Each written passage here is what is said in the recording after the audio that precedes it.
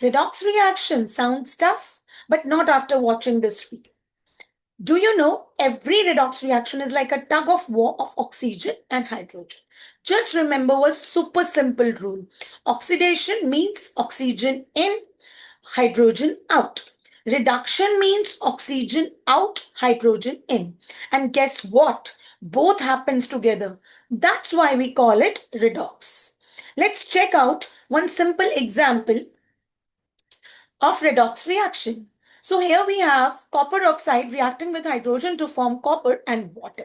So here copper oxide loses oxygen to form copper during the reaction. So loss of oxygen is reduction and hydrogen gains oxygen.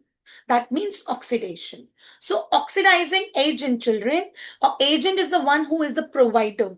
So oxidizing agent is an oxygen provider. So copper oxide is an oxidizing agent in the reaction and hydrogen becomes a reducing agent because it has taken.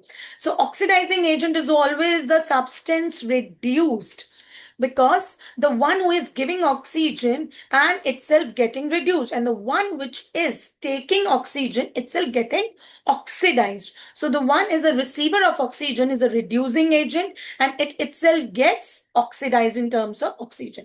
Let's practice one more reaction with respect to hydrogen.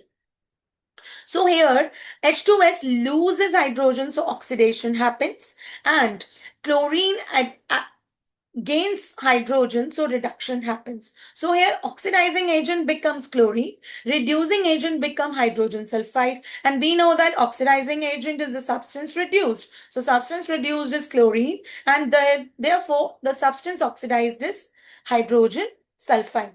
Now you will never forget redox reactions again. If you loved this trick, smash that thumbs up, share and subscribe for more.